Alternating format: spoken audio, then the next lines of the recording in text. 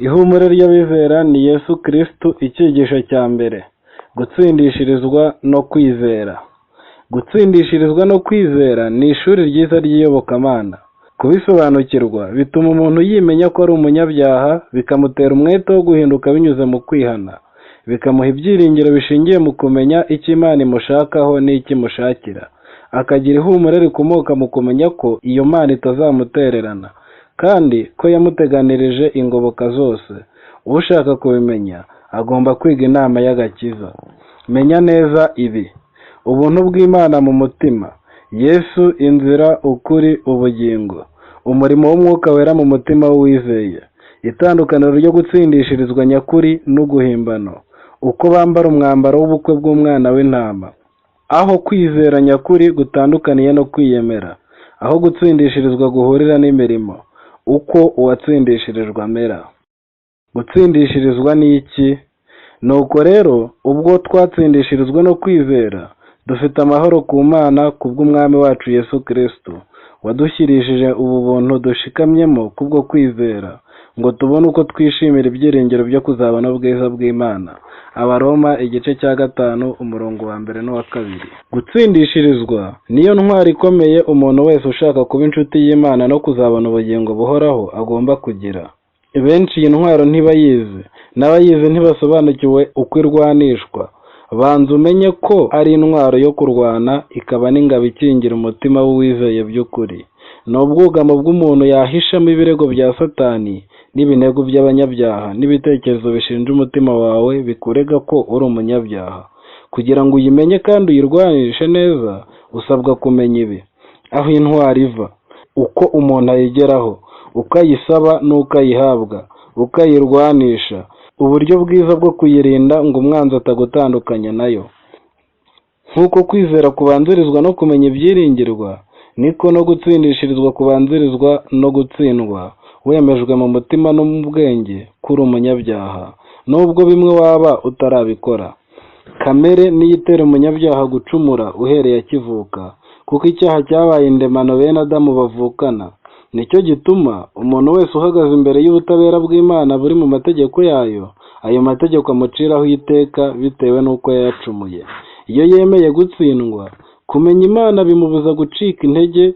Ihumure riri mu masezerano rihembura kwizera kwe, agasigara ateze amakiriro kuri Yesu, maze Yesu akishyira mu mwanya w'umunyabyaha, akamushyiraho intwaro ye, akishyiraho ibyo yakoze, maze akiyitirira ibyo yakoze. Ugasabwa kwizera ibyo yavuze, ukemera ko ari wowe yabikoreye, ugahamya ko Yesu yamaze kubiguha, ugasaba impano yo kwizera kubyakira, ugahera ko wemera ko uyihawe, kuko nta mpamvu ibaho yakubuza kuyihabwa.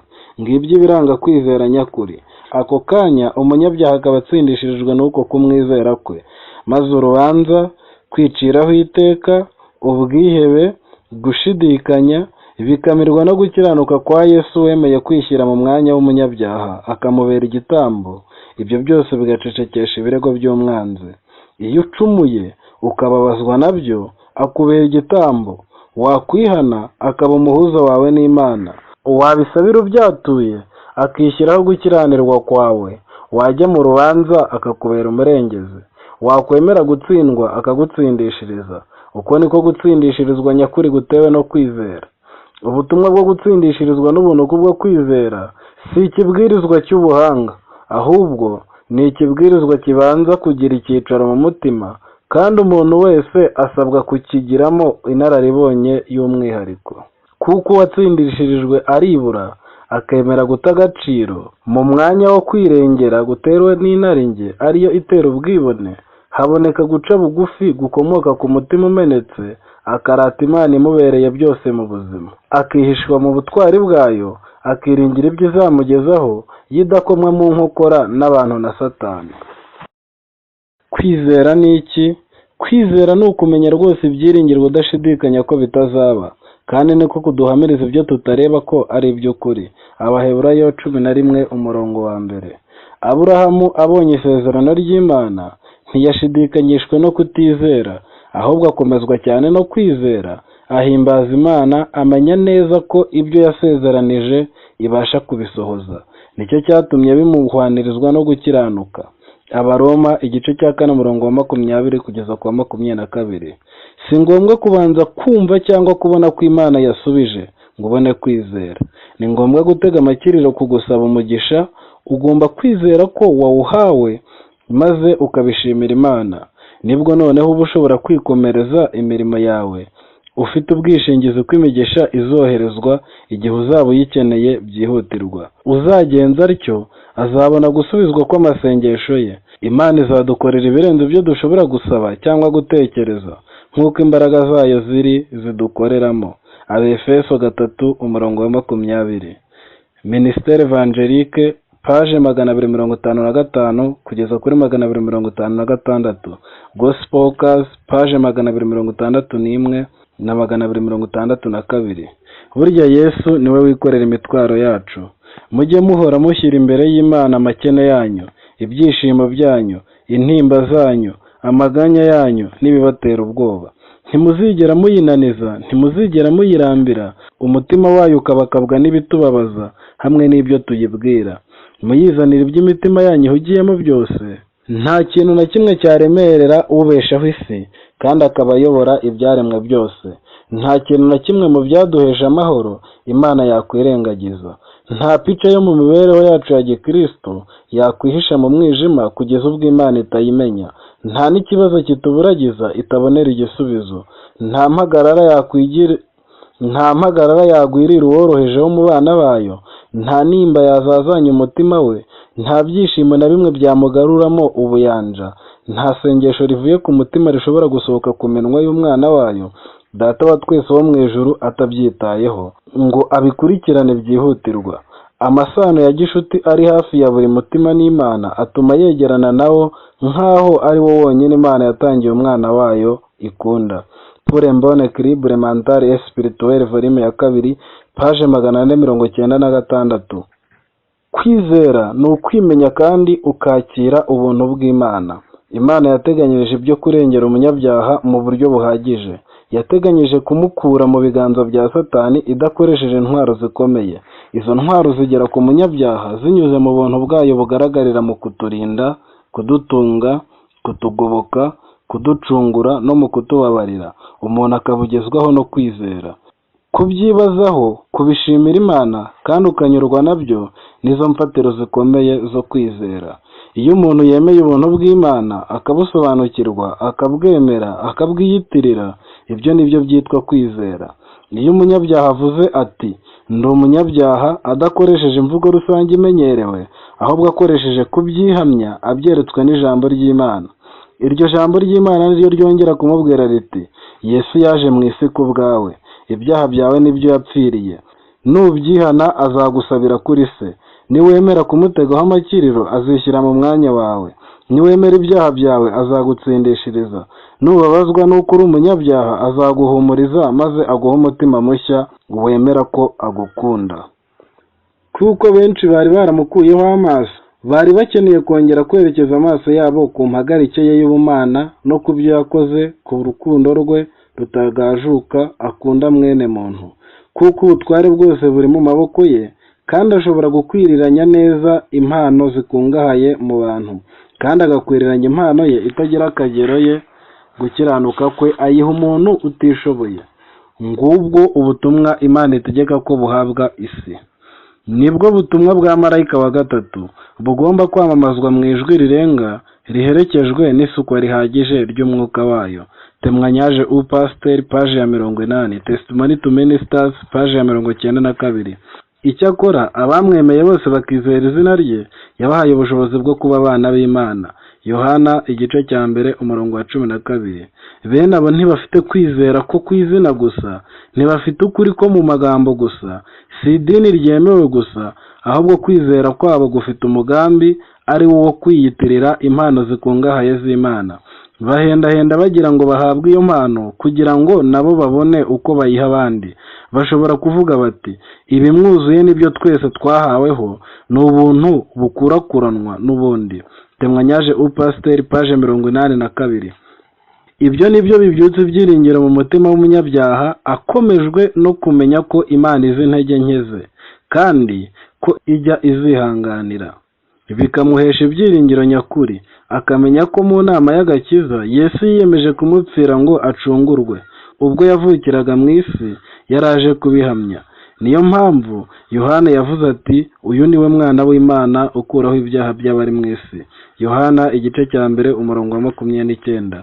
Yesu amaze gupfira umunyabyaha yazamutse mu ijuru, asohorera iburyo bwa Se, kugira ngo ajye arengera abamutabaje, asabira abemeye ibyaha byabo, ahumuriza abababajwe nabyo, afashe abarwanywa n'ibyaha bizeye kandi bifuza guhinduka, bakaba baramaze kwishyira mu maboko y'Imana, biyemeje kuba mu burinzi bwayo, ari byo byitwa gutsindishirizwa. Uwo gutsindishirizwa kugezemo akunda Imana n'abantu n'ibyo ishaka ko dukora, akunda amategeko kuko amwereka ibyaha, agakunda Imana kuko yatanze umwana wayo, agakunda Yesu wemeye kutwitangira. Ubwo buntu bumubera nk'inyanja ngari avomamo amahirwe ye. Izari zazimiye nzazishaka, n'izari zirukanywe nzazigarura, izavunitse nzazunga, izacitse intege nzazisindagiza. Ezekiyeli 34 umurongo wa 16. Yesu umurengezi wacu, urukundo Yesu aminjegera mu mpagarike y'umuntu yose nirwo mbaraga ibeshaho, nirwo rukiza umutima, ubwonko n'imitsi yumva byacu. Ku bwarwo imbaraga ziboneye zo mu mutima wacu zitangira gukora. Rubohora umutima ku gukiranirwa no ku mibabaro, ku mahoro make n'amaganya, rukatuzanira umutuzo n'amahoro yo mu mutima, maze bigakwirakwiza mu mutima wacu ibyishimo no kwishimira mu Mwuka Wera, ari nabyo soko y'ubugingo n'ubuzima bidashobora kurimburwa n'ikintu icyo ari cyo cyose cyo mu isi. Ministère de la Guérison, page ya 90 n'iya 91. Niba wiyumvamo igishyika kikwemeza ko ari wowe munyabyaha ukabije mu bari mu isi, n'ubundi uwarangiza ayo makene ni Yesu Kristo, kuko ari we mukiza ukomeye. Ubura umutwe wawe, ikureho amaso, uyakure no ku byaha byawe, maze uyahange ku mucunguzi wawe uruta byose. Hungira kure ngo ubone uko ushikirana n'umwana w'Imana, ukuraho ibyaha by'abari mu isi. Pour un bon équilibre mental et spirituel, page 466. Mind, Character and Personality, volume ya 2, page 452. Iyo kwizera kugeze ku mutima w'umuntu, niko kumuha ubwenge bwo kumenya gutandukanya kwizera nyakuri, kwizera kurwaye, kwemera ibyo udashoboye kuvuguruza, kwiyiringira bitewe n'igishyika n'ubwaka butera kwigerezaho. Impamvu ari ngombwa kumenya ibi ni ukugira ngo bituvane mu kajagari ko kwizera kuvangavanze mu by'iyobokamana muri iki gihe cya none. Ibi ni byo bizakura abantu mu rujijo, kugira ngo bashishikarire kurwanira ibyo kwizera abera bahawe rimwe bakageza iteka ryose. Yuda igice cya mbere umurongo wa 3. Dore kwizera guheshwa no kumva kukazanwa n'ijambo rya Kristo. Abaroma igice cya 10 umurongo wa 17. Kwizera ni impano umuntu ahabwa n'Imana kuko ari wo musaruro uva mu kumenya Imana. Iyo umaze kwizera, wakira inama z'Imana n'amasezerano yayo, ukabyita ibyawe bwite, maze intambara ikomeye yo kutizera ikaba irangiye. Kwizera niko kwemeza umutima w'umuntu ko Yesu ari we bwugamo bw'ingorane umunyabyaha ahura nazo. Kwizera kutwemeza ko nubwo muri ubu bugingo twamererwa nabi, urupfu rwa kabiri ntacyo ruzadutwara. Imana yategetse umucyo kuva uturutse mu mwijima, niyo yaviriye mu mitima yacu, kugira ngo imurikishe ubwenge bwo kumenya ubwiza bw'Imana buri mu maso ha Yesu Kristo. Urwandiko rwa 2 Pawulo yandikiye Abakorinto igice cya 4 umurongo wa 6. Kuko yagambiriye kera kubw'urukundo rwayo ko duhinduka abana bayo tubiheshejwe na Yesu Kristo kubw'ineza n'ubushake bwayo, kugira ngo Imana y'Umwami wacu Yesu Kristo, ariyo Data wa twese w'icyubahiro, ibaha umwuka n'ubwenge no guhishurirwa bitume muyimenya, ngo amaso y'imitima yanyu abone uko ahweza, mumenye ibyo mwiringizwa n'iyabahamagaye, mumenye n'ubutunzi bw'ubwiza bw'iyo izaraga abera. Abefeso igice cya 1 umurongo wa 5, wa 17 n'uwa 18. Ubwo muri aba Kristo, muri urubyaro rwa Aburahamu, muri n'abaragwa kuko byasezeranijwe. Abagalatiya 3 umurongo wa 29. Muri we ni mu butunzi bwose bw'ubwenge no kumenya bwahishwe, Abakolosayi igice cya 2 umurongo wa 3. Ugushikamishijeho umutima uzamurinda ab'amahoro masa kuko akwiringiye. Yesaya 26 umurongo wa 3. Icyo nzi neza kandi ntashidikanya ni uko iyatangiye umurimo mwiza muri mwe izawurangiza. Abafilipi igice cya 1 umurongo wa 6. Ibiranga ko umuntu afite kwizera nyakuri. Umuntu ufite kwizera nyakuri ntiyiheba ageze mu bikomeye, ntiyirarira iyo hari ibyiza agezeho, ntiyitsindishiriza iyo acumuye, ntiyiyoberanya iyo ibyiza bimunaniye, ntacika intege iyo atsinzwe. Uko kwizera kwe kumuragirira mu rwuri rw'ijambo ry'Imana, rukamwemeza ko ariho ku bwayo kandi ko azashobozwa nayo, kuko imurwanira intambara atashobora, icye akaba ari ukuyibera icyitso cyo kuyereka aho intege ze ziri no kuyishimira ibyiza imugezaho. Uwiteka azabera abahatwa igihome kirekire kibakingiriza mu bihe by'amakuba. Abazi izina ryawe bazakwiringira kuko wowe Uwiteka utareka abagushaka. Zaburi ya 9 umurongo w'9 n'10. Iyo umuntu azi Imana aba azi imbaraga zayo, urukundo rwayo, ubuntu n'ubugiraneza bwayo, kudahemuka kwayo, ubutabera bwayo, uburinzi bwayo n'impuhwe zayo. Ahubwo tujye tuganira iby'imbaraga itangaje Imana ikoresha kugira ngo itwiyungeho. Reka tuganire iby'imbaraga itangaje ya Kristo n'ubwiza bwe. Ijuru ryose ryitaye ku gakiza kacu. Abamarayika b'Imana ibihumbi n'uduhumbagiza bari gukorera abazaraga ubugingo buhoraho, baturinda ikibi, bagasubiza inyuma imbaraga z'umwijima zibyiganira kutuzimiza. Mbese ibi ntibyatuma dushima Imana buri kanya no mu gihe ingorane zigaragara zitambitse mu nzira yacu? Pour un bon équilibre mental et spirituel, page ya 788. Iyo umuntu amaze kumenya ibyo, aroroha agaca bugufi, akaba umwana mu biganza by'Imana, akayisaba kumugira uko ishaka no kumuha imbaraga zo kwihanganira ibimurwanya no kumurindira umutima ngo utajya kure yayo, akizera urukundo rwayo rwa kibyeyi rubyemeye, akaruhukira mu masezerano yayo. Mba nararabye iyo ntizera ko nzarebera kugira neza k'Uwiteka mu isi y'ababaho. Tegereza Uwiteka, komera umutima wawe uhumure, ujye utegereza Uwiteka. Zaburi ya 27 umurongo wa 13 n'uwa 14. Kandi bimwuzuye akaba ari byo twahawe twese, ni ubuntu bukurikira ubundi. Yohana igice cya 1 umurongo wa 16. Ntimukagire icyo mwiganyira, ahubwo ibyo mushaka byose bimenywe n'Imana mubisabiye, mubyingingiye, mushima. Nuko amahoro y'Imana ahebuje rwose ay'umuntu yamenya azarindira imitima yanyu n'ibyo mwibwira muri Kristo Yesu. Nshobozwa byose na Kristo umpa imbaraga. Abafilipi igice cya 4 umurongo wa 6, uwa 7 n'uwa 13. Kumenya Imana nicyo cyigisho cy'ibanze ku mutima ushaka kwizera.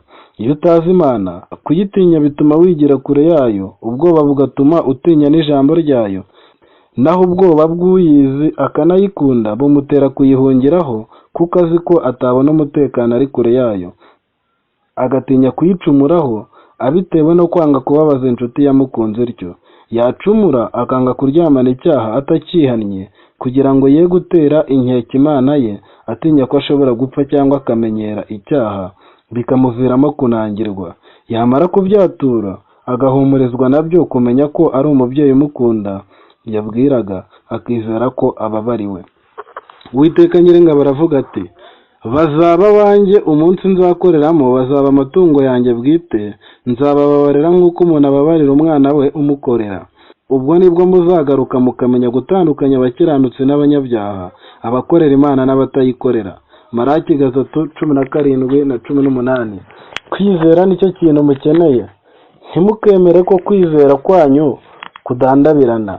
Nimurwane intambara nziza yo kwizera, nimusingire ubugingo buhoraho. Nubwo urugamba rwasharira rute, murwane uko mushobora kose, kuko amasezerano mvajuru ari yego na bibe bityo. Amina. Muri Kristo Yesu. Shyira ikiganza cyawe mu cya Yesu. Hari inkomyi tugomba gutsinda, nyamara abamarayika b'ibihangange mu mbaraga bazakorana n'ubwoko bw'Imana. Muhindukirire Siyoni, ari wo mu rugo urimo ibirori byanyu. Ikamba ry'ubwiza n'ikanzu yadodewe mu ijuru bitegereje umuneshi.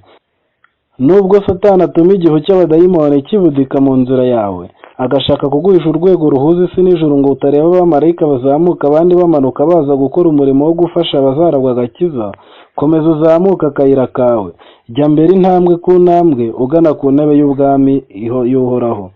Imigambi y'Imana ikunda guhora itwikirije ubwiru bwayo, ntabwo isobanukira intekerezo ngufi, nyamara urebera iherezo mu itangiriro aturusha kumenya neza. Dukeneye kwezwaho kwizirika ku by'isi kwacu, tukarangiza umurimo wo gutunganya imico yacu ya gikristo kugira ngo tubone uko twambara ikanzu yo gukiranuka kwa Yesu. Pour un bon équilibre mental et spirituel, page 478. Mind, Character and Personality, volume ya 2, page 463. Dushishikarire kumenya, tugire umwete wo kumenya Uwiteka. Azatunguka nk'umuseke utambika nta kabuza, azatuza hameze nk'imvura y'itumba isomya ubutaka. Hoseya 6:3. Kubaha Uwiteka ni ishingiro ry'ubwenge, kandi kumenya Uwera ni ubuhanga. Imigani 9:10. Kumenya Imana na Yesu Kristo uwo yatumye nibwo bugingo buhoraho.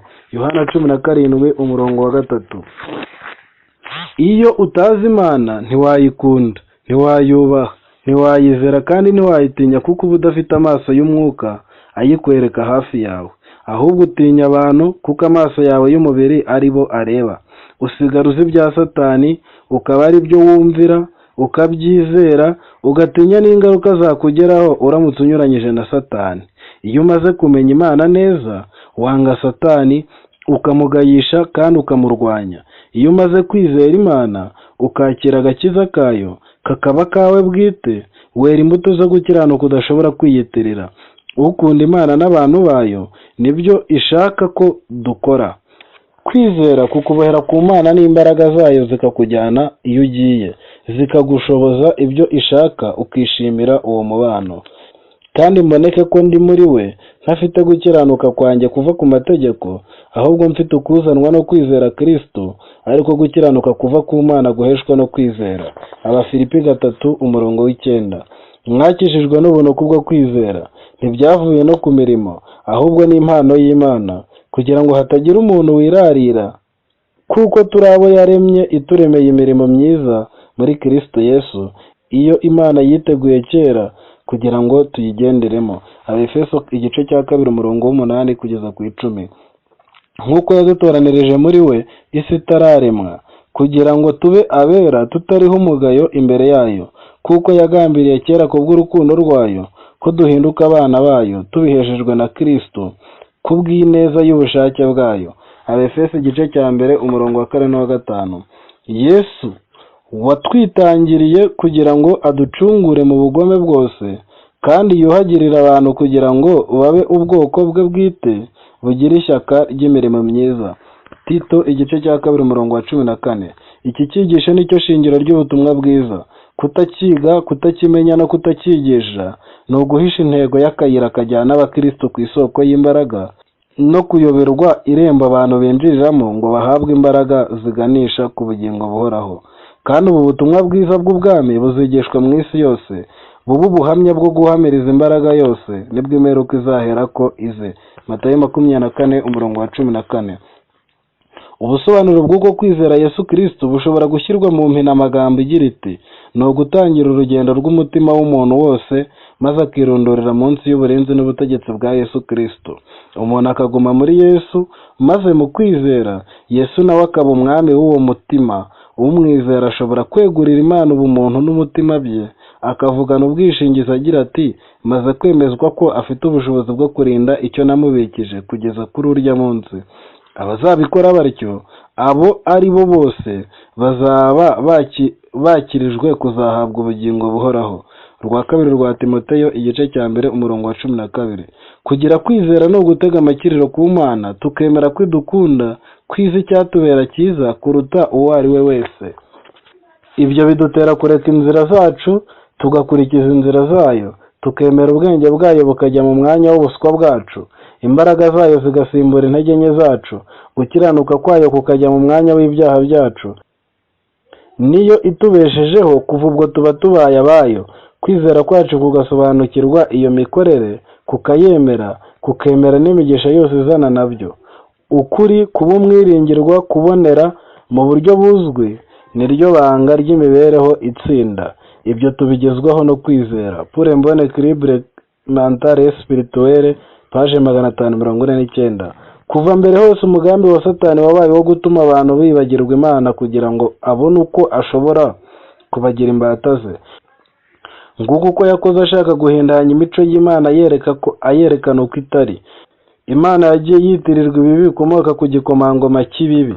Yerekanwe nk'ica urwa kibera, uko ari indakoreka, kwidacururuka.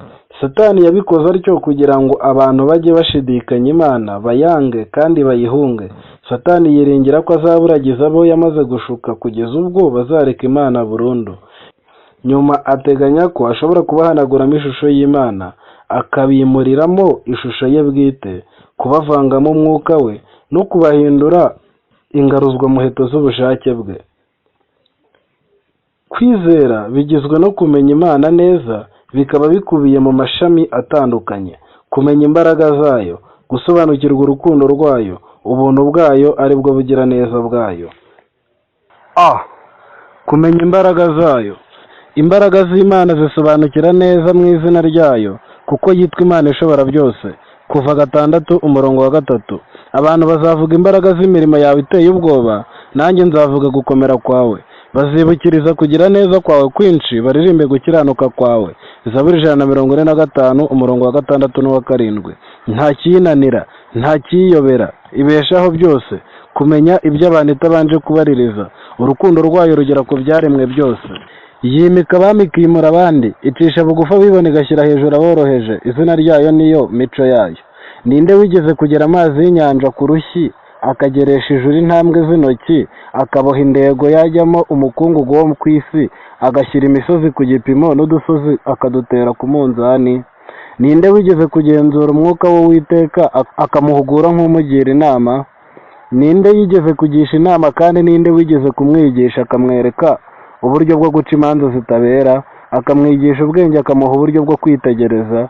Dore amahanga ameze nk'igitonyanga kiri mu kibindi, agereranya n'umukungugu ufashe ku minzani. Dore aterura ibirwa nk'uterura akantu gato cyane. Yesaya 40:12-15. Nuko ubaze inyamaswa nazo zizakwigisha, n'inyoni zo mu kirere nazo zizagusobanurira, cyangwa uvugane n'isi nayo izakwigisha, kandi amafi yo mu nyanja azakubwira. Muri ibyo byose ni ikihe kitazi ukuboko k'Uwiteka ariko kwakoze ibyo byose? Niwe ufite mu kuboko kwe ubugingo bw'ikizima cyose n'umwuka w'umuntu wese. Yobu 12:7-10. Mbega uburyo ubutunzi bw'ubwenge n'ubumenyi bw'Imana bitagira akagero! Imigambi yayo ntihishurika, n'inzira zayo ntizirondoreka. Ninde wamenya ibyo Uwiteka atekereza, cyangwa ngo abe umujyanama we? Ninde wabanje kumuha ngo azamwiture? Kandi byose ari we bikomokaho, akabibeshaho, akaba ari nawe tubikesha. Icyubahiro kibi cy'iteka ryose. Amen. Abaroma 11:33-36. Musomyi dukunda rero, inzira z'Imana zo gukiza umunyabyaha zarateganyijwe mu buryo buhagije. Aho icyaha cyagejeje umuntu hose, Imana yahatangiye umuti. Uwizeye wese ashobora gukizwa, kuko inzira zayo zitarondoreka. Uzi imyicarire yanjye n'imihagurukire yanjye, umenyera kure ibyo nibwira. Ujya urondora imigendere yanjye n'imiryamire, uzi inzira zanjye zose. Kuko ijambo ritava mu rurimi rwanjye, kuko ijambo ritarava mu rurimi rwanjye, uba umaze kurimenya rwose. Uwiteka, ungose inyuma n'imbere, unkizeho ukuboko kwawe. Zaburi 139:1-5. Kwizera nyakuri kubuza umuntu kwiyoberanya yigira uko atari, akemera yiyoroheje kuba uko Imana imuzi, akakira ubugenzuzi bw'Imana, akaburutisha ubwe n'ubw'abandi bantu. Akezwa mu mutima no kwizera agira ati, ninemera nta kizananira Imana ku birebana n'agakiza kanjye. Kandi abatuye ku mpera y'isi batinya ibimenyetso byawe. Uvugisha impundu abaho igitondo gitangariza n'abaho umugoroba ukubira. Zaburi 65:8. Amaso y'ibintu byose aragutegereza, nawe ukabigaburira ibyo kurya byabyo igihe cyabyo. Upfumbatura igipfunsi cyawe ugahaza kwifuza kw'ibibaho byose. Uwiteka akiranura mu nzira ze zose, ni umunyarukundo mu mirimo ye yose. Zaburi 145:15-17. B. Gusobanukirwa urukundo rwayo. mwene muntu akimara gucumura yaguye mu mpatanwa adashobora kwikuramo, afatwa n'umutego adashobora kwigobotora. Imana yakingiye ubushobozi bwayo imutegurira inzira ebyiri Satani adashobora kurwanya ngo atsinde, arizo gusenga no kwizera. Umunsi nagutakiyeho waransubije, umuhumurisha guha umutima wanjye imbaraga. Nubwo ngendera hagati y'amakuba n'ibyago, uzanzura, uzaramburira ukuboko kwawe kurwanya umujinya w'abanzi banjye. Ukuboko kwawe kw'iburyo kuzankiza. Uwiteka azatunganya ibyanjye byose. Uwiteka imbabazi zawe zihoraho iteka ryose, ntureke imirimo y'intoki zawe. Zaburi 138 umurongo wa 3, uwa 7 n'uwa 8. Ntibashobora kubona ikiruhuko na kimwe igihe cyose batari bagana ku muganga w'umutima. Amahoro atangwa nawe wenyine ashobora kugarura ubuyanja mu mubiri no mu ntekerezo. Abamarayika bazakorera ibyo mudashobora kwikorera, mwebwe ubwanyu bategereje ko mufatanya nabo. Bategereje ko mwemera kureshywa kuva kuri Kristo. Mwegera Imana kandi namwe mwegerana ubwanyu, binyuze mu masengesho yo mu mutima, binyuze mu cyifuzo cyo kurwanya abakozi ba Satani. Mushyire ubushake bwanyu mu ruhande rw'ubushake bw'Imana. Niba mumaramaje mu kurwanya uwo muriganya kandi mukaba musenga mubikuye ku mutima, muvuga muti ndokora umvane mu bibi, muzahabwa imbaraga ikwiranye n'uwo munsi. Umurimo w'abamarayika bo mu ijuru ni uwo kwegera abari mu igeragezwa, mu bishuko kandi bamerewe nabi.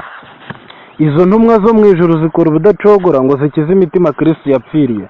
Pour un bon équilibre, page 637 638.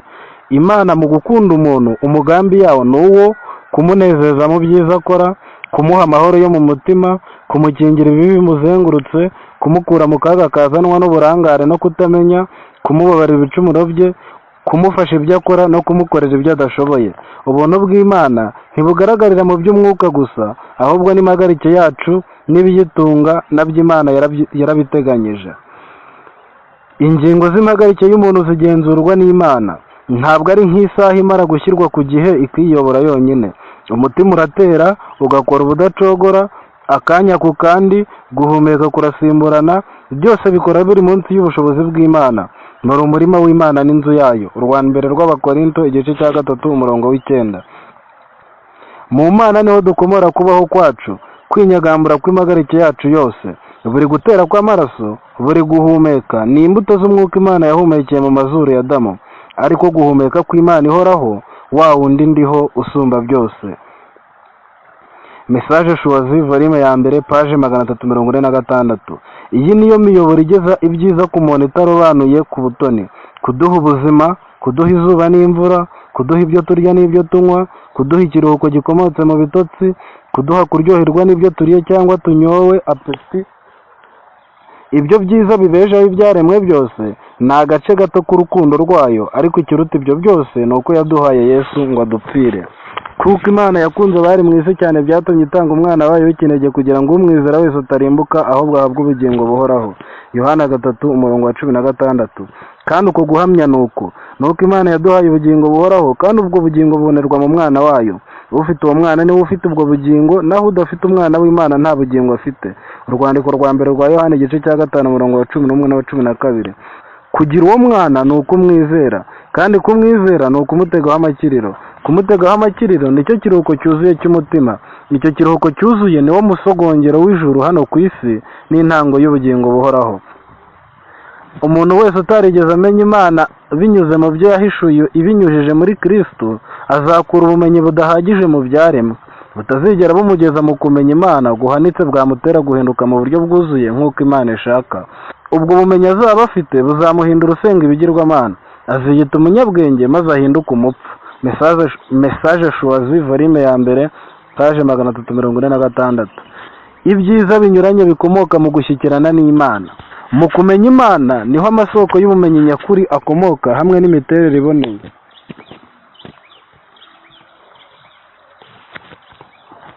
Ibyiza binyuranye bikomoka mu gushyikirana n'Imana. Mu kumenya Imana niho amasoko y'ubumenyi nyakuri akomoka, hamwe n'imiterere iboneye. Mu ruhande urwo ari rwo rwose, haba mu mpagarike, intekerezo n'iby'umwuka, aho twakwerekeza amaso hose tukayarenza ingorane yazanywe n'icyaha, iyo ntangamugabo idashidikanywa irigaragaza.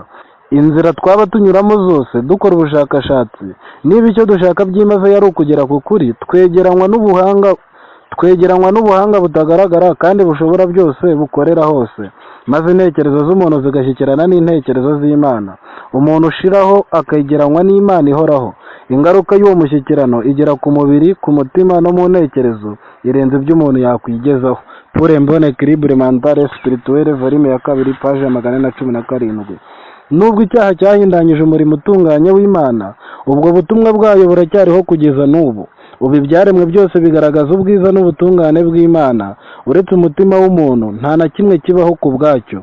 Nta nyoni n'imwe iguruka mu kirere, nta nyamaswa n'imwe yigenza ku butaka itabereyeho kunganira ibindi binyabuzima. Ikibabi cy'ubusabusa cy'igiti ndetse n'akatsi gato gafite umumaro gakora. Buri giti cyose, buri shami ryose, buri kibabi cyose bizana ikintu cy'ubuzima ku buryo bitabonetse nta muntu cyangwa inyamaswa byabasha kubaho. Nanone kandi buri muntu na buri nyamaswa bigira icyo bimariye ibimera. Kugira ngo habeho ubuzima bw'igiti, ishami n'ikibabi, indabyo zitanga impumuro yazo nziza maze zigakwiza ubwiza bwazo ku bw'umunezero w'abantu. Izuba rikwirakwiza umucyo kugira ngo amasi menshi yishime. Inyanja ngari nayo ubwayo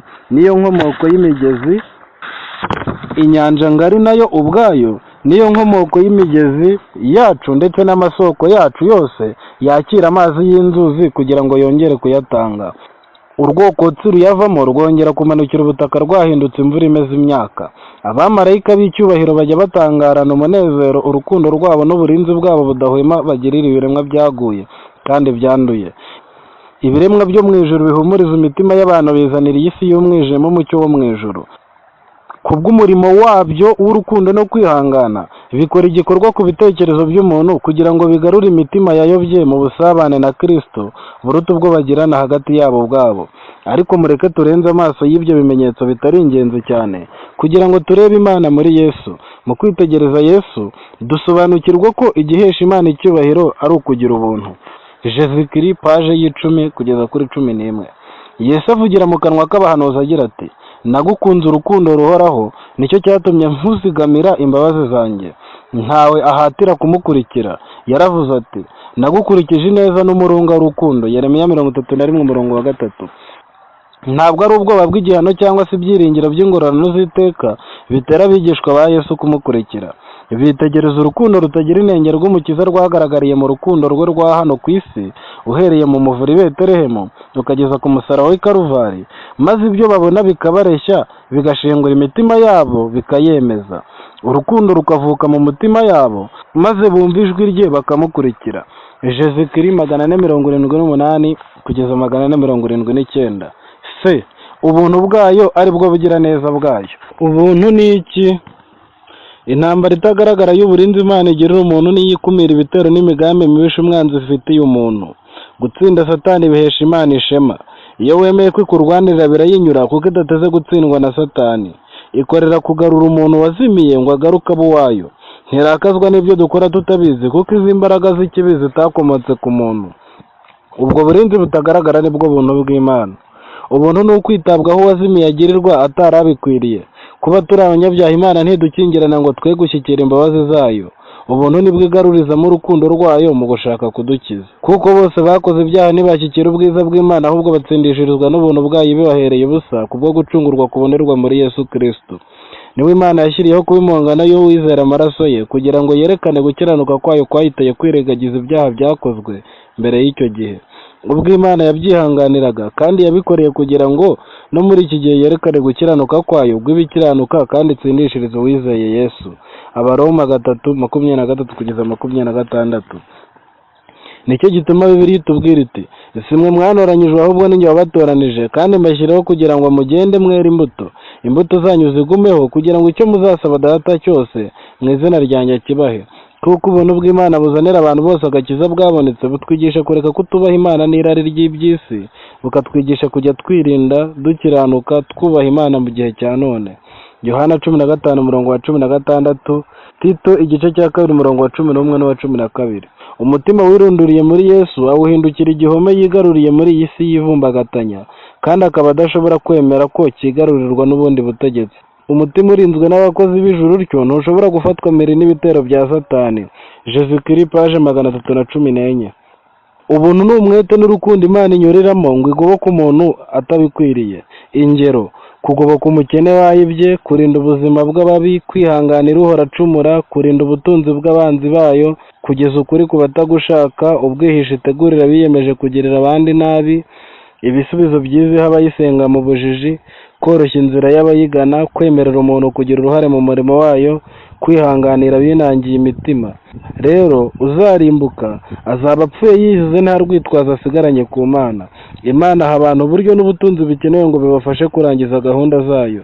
Yiyambaza ibikoresho byayo ngo itume ibimera birabya, itegeka ikime, imvura n'imirasire y'izuba kugira ngo bimeze ibyatsi bitwikiriye ubutaka, kugira ngo ibiti bipfundike birabye ngo byere imbuto. Nta kwirirwa ukekeranya wibwira ko hariho itegeko riba mu bimera ngo byigenge Imana itabifitemo uruhare, cyangwa ngo amababi ashobore kwimeza ubwayo. Ngaho muze mushake maze mubone. Ububiko bw'ubushobozi burapfunduye burasendereye, umuntu wese abufiteho uburenganzira. Muze mufite imitima yiyoroheje mutabanje kwibwira ko Imana yabemera ihereye ku mirimo yanyu myiza, cyangwa ko mukwiriye kubanza kuba beza mbere y'uko musanga Kristo. Nta bushobozi bwo gukora icyiza, ntimunashobora kwitunganya.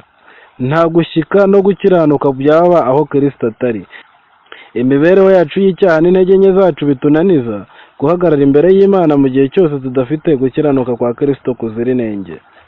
Dukwiye kuba muri we tudafite gukiranuka kwacu ubwacu, ahubwo dufite ukuri muri Kristo, kuko Imana ariyo ibatera gukunda no gukora ibyo yishimira.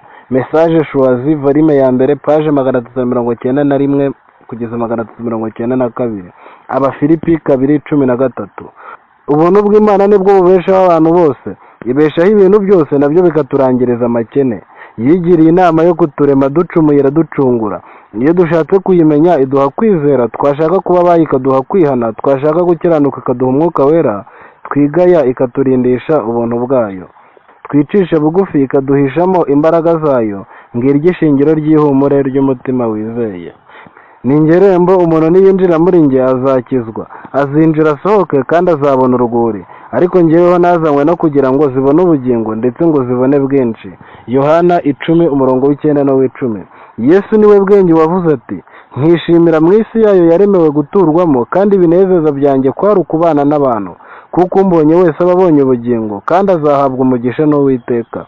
Imigani 8:31-35. Ni iyihe Mana ihwanye nawe, ibabarira gukiranirwa ikirengagiza igicumuro cy'abasigaye b'umwandu wayo? Ntihorana uburakari bwayo iteka, kuko yishimira kugira imbabazi. Izahindukira kutugirira ibambe, izaribatira ibicumuro byacu munsi y'ibirenge byayo, kandi uzarohera imuhengeri w'inyanja ibyaha byabo byose. Mika 7:18-19. Binyuze mu isano afitanye n'Imana no kugira amahirwe yo kwitegereza ibyo mu ijuru, niho umutima witegura ijuru kandi ugakorera kurundarundira imitima mu rwuri rwa Kristo. Umucunguzi wacu ashoboye kandi anakeneye kudukorera ibirenze ibyo dushobora gusaba no gutekereza. Pour un bon équilibre, volume ya 2, page 643. Ubuntu nibwo buryo butanga ibisubizo bitunganye, kugira ngo uve mu mpatanwa y'ibibazo n'ibigeragezo watewe n'abandi cyangwa witeje. Nibwo bwohereza abamarayika bo kudufasha, kuturinda, kutwigisha no kutwibutsa. Mu bigeragezo byacu byose dufite umufasha utigera duhemukira. Ntadutererana ngo duhangane n'ibishuko twenyine turwana n'ibibi, kuko amaherezo twavunagurwa n'amaganya n'uburibwe. Ahubwo aravuga ati, namenye intambara zanyu, nacekeranye n'ibishuko nk'ibyanyu, nzi amarira yanyu kuko nanjye ubwanjye nariraga, nzi n'uburibwe bwabaye akarande ku muntu atashobora kugira uwo abubwira ku isi. Ntibigatume wibwira ko watereranywe, ubitewe n'uko utagira uguhumuriza. Nubwo uburibwe bwawe bwaba ari ntawe ku isi bukabakaba ku mutima, mpangaho amaso uzabaho. Jezekiri, page 479. Yesu ku isi yari isoko y'imbabazi ikiza. Mu myaka yose yamaze abana n'Abanyanazareti, umuvumba w'impuhwe n'imbabazi niwo watembaga umuvamo. Yateraga umunezero aho ageze hose, abasaza, abamerewe nabi, abaremerewe n'ibyaha byabo, abana bari mu dukino tuzira amakemwa, no ku tunyamaswa duto duto n'inyamaswa zijyanywe kwicwa. Uw'ijambo rye ribeshaho amasi yashoboraga kwiyoroshya akunama agashyikira akanyoni kakomeretse. Nta kintu na kimwe atahaga agaciro mu maso ye ngo abure kucyitaho no kugira icyo agikorera. Jezekiri, page 57. Twese twayobye nk'intama zazimiye, Uwiteka amushyiraho gukiranirwa kwacu twese. Yesaya 53:6.